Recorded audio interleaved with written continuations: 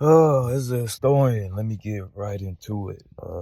This day, I want y'all to just sit back and just put your head in the sky and listen to these words. But look at this picture. And when I say look at this picture, I mean just take a good look at it first. This is a man named Jason Rogers or DJ Kid. You might have heard his name on a few tracks. Who is a DJ? Yeah, Florence County had and surrounding area. So he's in Florence County and surrounding area. Now, if you don't know where Florence County is, let me tell you. Florence County is in South Carolina. So this is one of the oldest states in America. One of the oldest states in America. This dude named DJ Kid or Jason Rogers has infected over 700 black women in the counties of South Carolina with HIV. With HIV. With HIV. HIV is the disease, the autoimmune disease that leads to AIDS, something that you can never recover from unless Dr. Sebi was still here. And you only have a matter of time in life. It shortens your lifespan. It, destroys you from within. It brings just torment to your mental health and overall holistic health. And this man he knowingly infected over 700 black women in that area of the world. How could a man of this stature, look at him, this man is not like in a non-homophobic way, in a non-homo way, this man is not attractive at all. If this guy right here was in your friend group, you are not expecting him to get most of the women. I don't care how ugly you think you are. You still not expecting him to get most women. This man, if you look at his style, is not it's not just a flashy, or it doesn't just look like the coolest style that a man can have. Look at his eyes. Like I said, I'm not gay. I don't date. I'm not in the spectrum or anything like that. But just look at this dude's eyes. Nothing about his eyes say, this is a cool dude. Everything about his eyes say that, he's not funny. He's not the most charismatic guy. He doesn't have that look, that factor to just getting women like that. Yet he was able to date 700 black women just in a certain area. You know how hard it is to date 700 black women in different areas, or women period, in different areas around the country. Most men don't get past 100 women in their life. And when I say most, I mean 97% of men don't get past 100 women. It's men today that's not past 50 women, that's not past 30 women, that's not past 20 women, and they're 30 and 35 and 40 years old. And they especially Generation X, unless you are a P-star, you're not having intercourse with over 700 women in your lifetime. Yet this man was able, and I'm sorry for the victims that contributed, that received this I mean, terrible disease from him. But I'm also conflicted because why was he able to have intercourse with 700 women and give them this disease, HIV? It's because the women he chose to have sex with worship his white skin. They couldn't help it. You ask, where was their intuition? The intuition was gone. There was no woman's intuition. And this is a story for another day. I don't even believe that women's intuition is a real thing. But where was a woman's intuition that this man was the man he was? Because he got convicted on other charges, not just willingly and knowingly giving them HIV, but sex trafficking and assault and other things. This is not a good person, but yet I have seen no news coverage, no a podcast or major news media, YouTube or social media commentators, news commentators speak on this right here. Somehow this gets covered up. I don't think Diddy or anybody gave anybody this much trauma and abuse and problems in their life. 700 in a single county? You telling me that when another woman met this man, when another black woman met this man, she didn't guess that this man was having sex all over the county? But let's look a little deeper. What type of black women do you see him with? Look at it. Look at these women right here in the bottom picture to the left right here. Look how they're leaning in. I mean, it looks like one of those art pictures where they got the two angels on the side and then there's Jesus in the middle and Jesus is holding on to something. But in this picture right here, he's trying to put her tongue in her mouth while showing her ass in the picture. And this is probably a regular photo for him. Look at the photo of him on the bed. Look at the photo of him in the room with one of the girls. You can see the blinds behind him. This looks like they're about to lay on the bed or the couch right here on the other side with the orange cap on. They are all darker skinned black women. The women that hate being black the most. These women hate themselves. Believe that. These women will pass on to their youth, to their children, to hate themselves until their skin color, until their children's skin color becomes lighter to the point where they look kind of like this man right here, and all of their genetics are gone because these women are not ugly. All of their genetics have to leave in order for them to feel beautiful.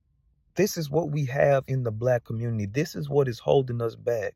700 women have been infected by him in multiple ways, not just in disease, but he abused them. He has trafficked them. He has made certain, and if he had HIV, he probably had other diseases too. He probably infected them mentally and told them things that was just downright disgraceful. And they can't get it out of their head. They're going to be around other women. See, some of these women are never going to come out and tell another man or another woman what has happened to them. So they're going to be hanging around these other people who have not been infected by this man and spreading that bad energy. Some of these women are online talking and with forums and stuff, spreading bad information because they're bitter now that they have to deal with this. But they won't blame him.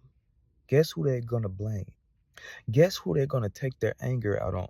See, they're not going to take their anger out on the white community. They're not going to take their anger out on the government. They're going to take their anger out on black people, specifically black men, because they are all in it together. If you cannot see this, if you have not understood anything I've said so far, all of these 700 black women were in on having intercourse with this white guy and improving their genetics in their mind by having some type of access to this white guy to the point where they are all on one page that we do not like ourselves, our community. We don't like our culture. So the next thing what they're going to do is when they take their anger out, they're going to take their anger out on what they already don't like and what they already hate, which is themselves and their own culture. They have nobody else to take their anger out on.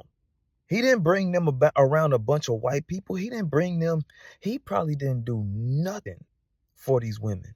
No money, no setup, didn't put them in good living situations, didn't break them off, and probably broke them off a little change, nothing to change their life, nothing to help them get further in life. All of these women were having intercourse with him just because the value that they put on his white skin was enough to make them feel like they were somebody, like they were going somewhere in life. Most of these women are probably in the church because the church is going to accept them and let them feed their grief among other women. And it's all going, see, in the church, all grief is the same grief. All grief is under white supremacy. All grief you can share with each other in the church because it is all accumulative of what white oppression has done to them. And it is allowed to be shared among each other in order for white supremacy to have control over these people who worship unconsciously and consciously deep down in their mind a white Jesus, a Jesus that looks white and is a savior of them. And that is what he is imaginably to these women, a savior. The black community we can never go anywhere. Nothing can be done. That I mean, even if you had your own school, your own bank, your own hospitals, your own transportation system, nothing can defeat this right here if this is going on in your community. Look at this dude.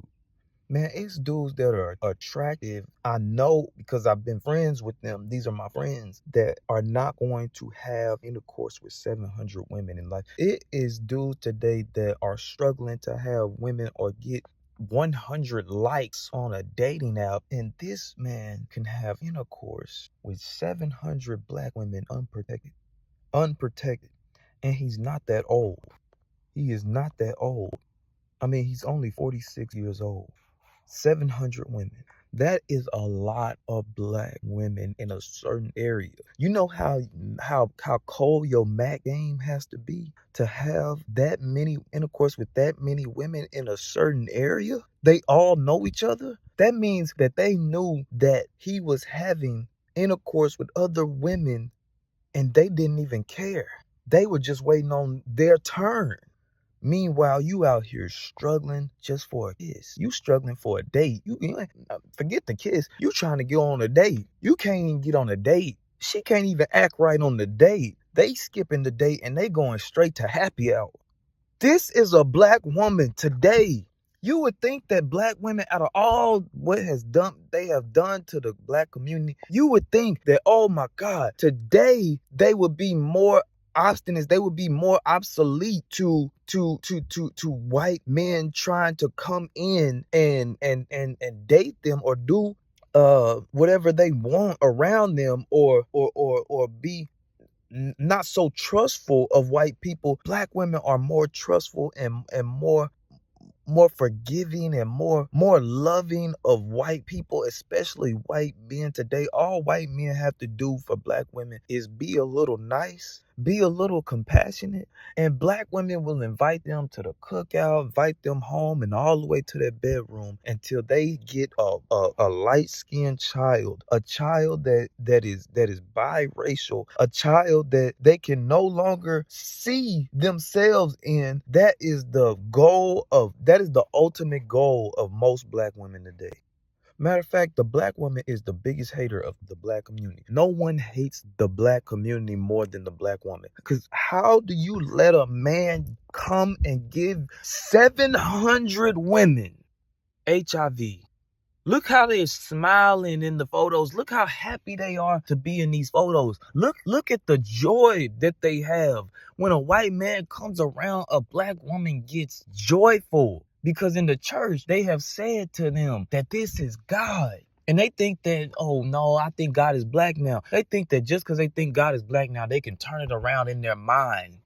They can turn it around in their cerebral that for 2,000 years they have painted Jesus white. Now they think they can just turn it around and be black just because they want it to be black now. No, it's not. It doesn't work like that just because science has told them. It wasn't black men that told them. See, when black men were telling black women Jesus was white, black women were not believing that. But now they have looked it up and they have enough white people have even said that Jesus could not have been white. Now black women believe that Jesus is not white anymore. But still, deep down in their mind, they still think that Jesus is this guy right here. And this is why they get so joyful and loving and understanding of white men when white men come around, because deep down they desire white men. See, it's easy. I've worked on construction sites and I know how easy it is. I know how easy it is for for white men to get black women. It is easy for white men to get black women. You don't have to look like nothing. Matter of fact, Michael B. Jordan and Greg Owen or what's the dude name? The funny guy, Will Ferrell. Michael B. Jordan is considered attractive to women. I don't know what Will Ferrell and Greg Owen is on a scale of 1 to 10 from women. But I know that for white women, those guys are not the guys that white women are just dying over or just lusting over. But I'm telling you, Michael B. Jordan and Will Ferrell and Greg Owen can get the same attraction level of black women, meaning that black women see Michael B. Jordan and Will Ferrell and Greg Owen on the same scale of attraction. They're even though Michael B. Jordan genetics are way more superior, way more divine, way more they're going to give her more of a sexy child, a child that is more attractively genetically from Michael Jordan than Will Ferrell or Greg Owen. But a black woman would have a hard time choosing between Michael B. Jordan and Will Ferrell and Greg Owen, the two white guys and the black guy, because she puts so much value on that white skin that an unattractive white guy can get this, a super unattractive white guy can get the same girl, a same black girl that a super attractive black guy can get. That is a traitor to your community, because what they're saying is, I don't care how good your genetics are. I want my kids to be, I want my offspring to be, I want my descendants to be attractive enough to white society, attractive enough to appeal to what I think is genetically superior, what I think is is is is above the attraction level that I see. What I think is sexy is white skin. That's what she's saying. That's what she's saying. What I think is sexy is white skin. I think that is gonna boost my sexual descendants of my offspring in society. I think that my kids are going, the lighter my kids, and this is going on all over America. This is how Mexicans got their color. It's called blanqueamiento. The lighter their skin, the more beautiful they were, the more happy they were socially. There's a picture in Mexico, in the Mexico Museum. You can look it up. And it's a painting.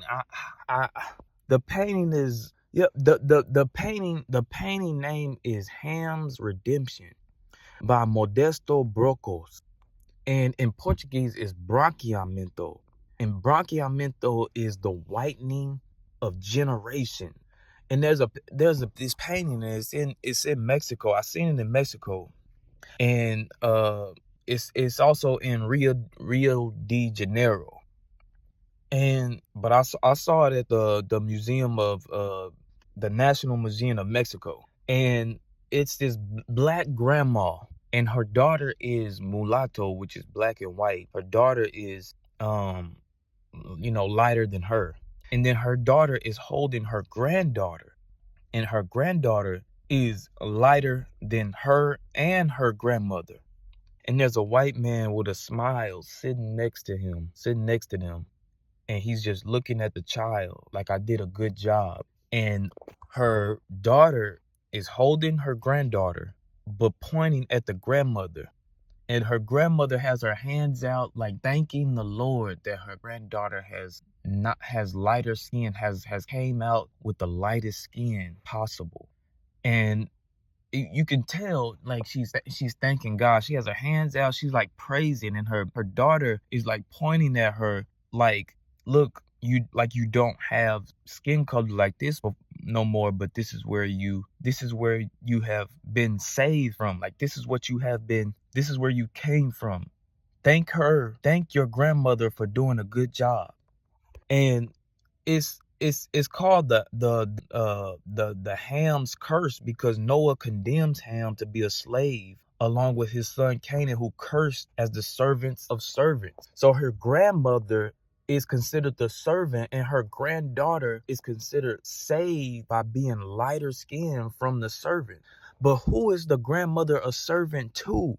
The grandmother is a servant. The dark-skinned grandmother, her grandmother is the darkest skin, is a servant to white men, to white society.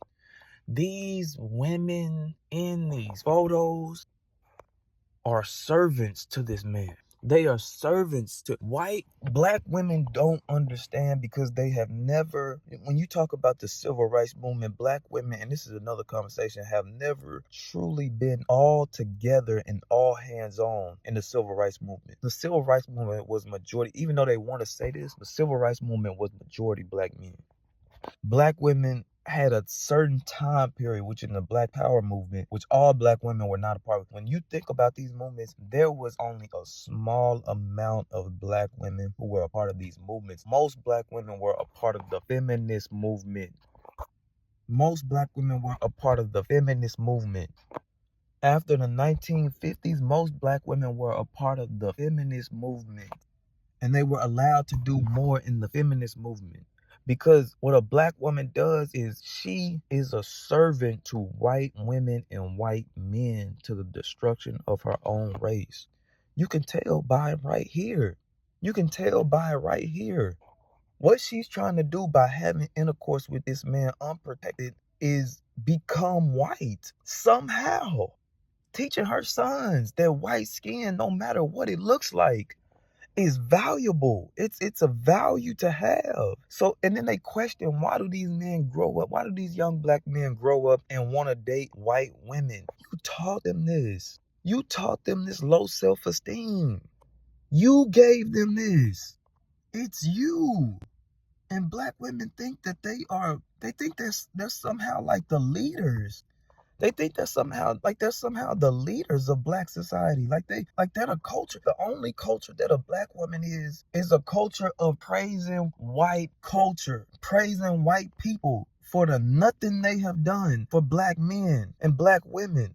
She puts so much value on that white skin that a lot of white men know this.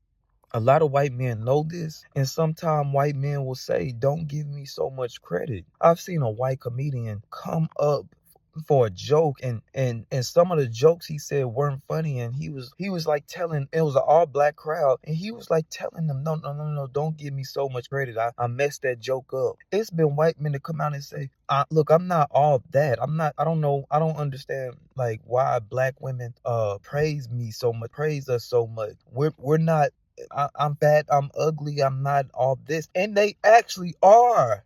But it's white men that tell me that black women love them because they knowingly know why, and it's because our skin is white. And black men we just can't call it out. There's so many black men that can't call it out because black men are submissive to their women in the community. They're calling it out more today, but black men are scared to call black women out because what black women are gonna do is put black men back in their place. See, when the black woman says you have to deal with me, when that black men don't like dating black women because they hate themselves, because he know that white woman not gonna let him deal with the things that we gonna deal with, that white women ain't gonna be hard on him. Those are all control factors that she's trying to say. She's not saying it all the way, but she's saying it just enough. But a lot of black men don't get it. They don't understand what she's saying. And sometimes they understand what she's saying, but they don't want to understand what she's saying. They don't want to because they've been taught and taken care of by these women. So it's hard to go against them. But what a black woman would do is she'll go out and she'll have intercourse with a man like this and say that she has nothing to do with the destruction and everything to do with the uplift of the black community. This is the hater and this is the degenerator of black genetic right here, standing right before your face. And black men don't have the balls. Some do. Most black men don't have the balls to tell her stop. That is enough. That's enough. Light skinned people don't act like this, and dark. Matter of fact, the argument of light skin and dark skin, black women have divided the black community with that. I'm telling you, the black American woman is a cancer. Either way you see it or not, if you see it or not. And you must date other black women around the world, from Africa, from the islands. You can go to Jamaica, you can go to Grenada, you can go to St. Lucia, you can go to the Virgin Islands, you can go to, I would even say, go to Brazil. Go get some other black woman that is going to see you for who you are. Go get a South Asian woman from Cambodia or the Philippines or and not the and be care and just be careful and get these women and marry them so that your genetics can improve. But you will not improve genetically with a black woman, because the black woman that you have to get in a black America is always going to be significantly lower than you, because she doesn't believe that the most attractive black men are as attractive as the most unattractive white men anymore. The most unattractive white man is on the level of the most attractive white black men in America. It says it right here. If you can, let me just get off this, because if you can have sex unprotected with a man like this as a woman, and you don't have any intuition, he doesn't have any type of character or charisma, you're having sex purely because he's a DJ that's white.